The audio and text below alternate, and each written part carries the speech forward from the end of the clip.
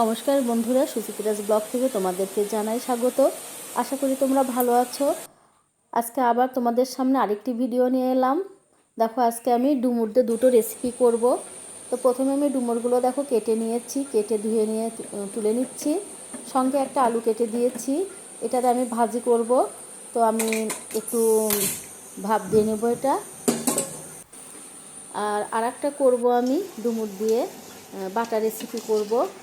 তো আগে প্রথমে আমি ডুমুরটা ভাজা করে নিই। এদিকে দেখো, সেই যেটা আমি বাটা করব সেই ডুমুরটা কেটে রেখেছি জলে ভিজিয়ে, এটাও সিদ্ধ করে নিতে হবে একটু। তো প্রথমে আমি ভাজা করবার জন্য যে ডুমুরটা সিদ্ধ দিয়েছি সেটা এখন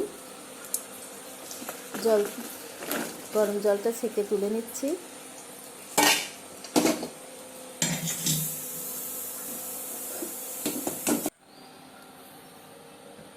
কড়াই দিয়ে দিয়েছি চুলাতে,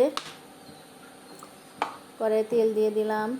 তেলটা গরম হয়ে গিয়েছে, সঙ্গে দিয়ে দিচ্ছি আমি একটা শুকনা মরিচ ছিঁড়ে দিলাম।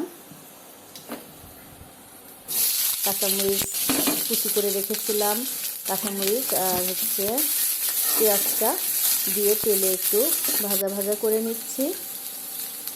দিয়ে দিলাম 1 চামচ কালো জিরে,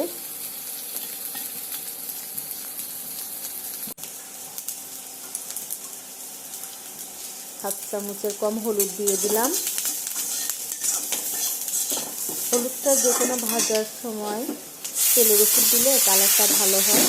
তো দেখো, আমি সিদ্ধ করে রাখা ডুমুরটা এখন দিয়ে দিলাম তেলে।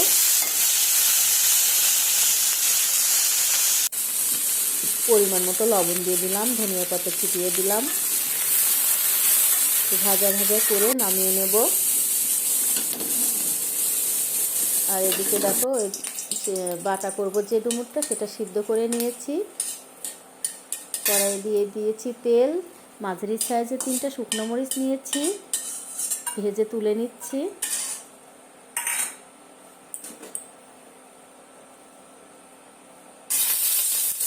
তেলের উপর আমি দিয়ে দিচ্ছি কুচি করে রাখা পেঁয়াজটা, 2টো কাঁচামরিচও কুচি করে নিয়েছি সেটাও দিয়ে দিলাম।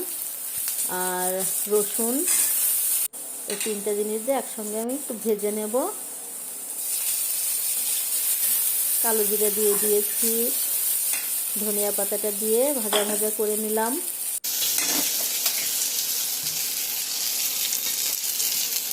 এই সময়ে সিদ্ধ করে রাখা ডুমুরটা এই পেঁয়াজের সঙ্গে দিয়ে একটু ভেজে নেব।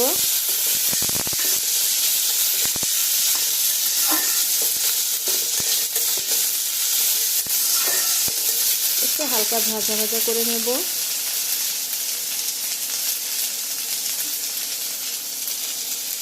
পরিমাণ মতো একটু লবণ দিয়ে দিচ্ছি। এবার পাটায় বেটে নেব। দূরে কাছে তোমরা যে যেখান থেকে ভিডিওটা দেখছো, যদি চ্যানেলে নতুন হয়ে থাকো তো প্লিজ সাবস্ক্রাইব করে পাশে থেকো, আমাকে সাপোর্ট করো। দেখো, আমার দুটো রেসিপি হয়ে গেল, এটা বাটা রেসিপি আর এটা ভাজা রেসিপি। কেমন লেগেছে অবশ্যই জানাবে।